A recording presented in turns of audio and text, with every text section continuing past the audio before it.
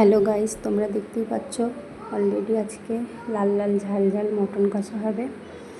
তার প্রিপারেশন শুরু হয়ে গেছে। এখানে পেঁয়াজ ভাজা বসিয়ে দিয়েছি তেল দিয়ে, আর এদিকে ভাত হচ্ছে। পেঁয়াজটা একটু ব্রাউন হলে তারপরে ওর ওপরে দেবো চিকেন। এই যে অলরেডি ব্রাউন হয়ে গেছে। একা একা নিজের হাতে ভিডিও করলে যা হয়, পুরো প্রসেসটা তোমাদের দেখাবো কিছু কিছু করে। এই যে মাটন দিয়ে দিলাম, একটু মাটনটা দিয়ে একটু লাল লাল করে ভেজে নেব যতক্ষণ না জলটা ছাড়ছে। এই যে দেখতেই পাচ্ছ,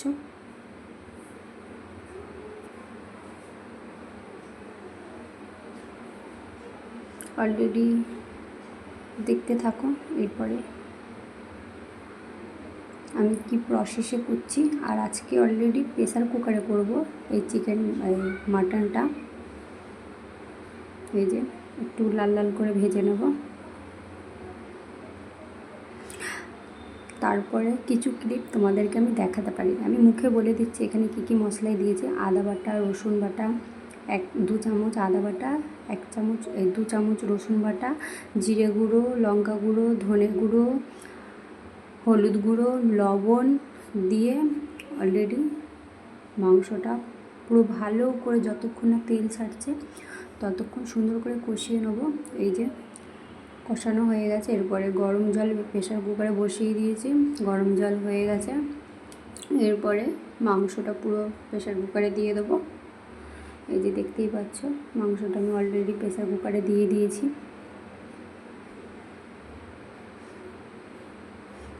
দেখেছো কালারটা কি সুন্দর এসেছে, পুরো রেড, লাল লাল ঝাল ঝাল। হয়তো যতটা দেখাচ্ছে ঝাল হবে, লাল হয়েছে যেই পরিমাণে, কিন্তু সেই পরিমাণে ঝাল হয়নি। অলরেডি আমি খাসির মাংস করি একটু ঝাল কম দিই, আমরা একটু ঝালটা কমই খাই, কিন্তু কালারটা সেই এসছে, মনে হচ্ছে খুব ঝাল হয়ে গেছে। একটু সুষুম গরম জল দিয়ে দিলাম গ্রেভি আনার জন্য। আমি অ্যাকচুয়ালি এটা কষা কষা করবো তো, তারপর সানরাইসে সাই গরম মশলা দিয়ে দিলাম। তোমরা তোমাদের মতন করে গরম মশলা দেবে, তোমরা যেই গরম মশলা খাও, বাটা খাও, কেউ গুঁড়ো খায়, আমি এটাই খাই যথারীতি।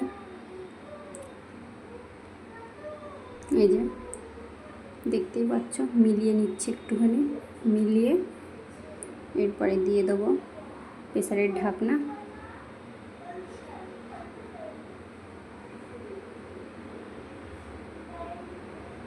প্রেসারের ঢাকনা অলরেডি বসিয়ে দিয়েছি, এবার গ্যাসে দিয়ে দেবো।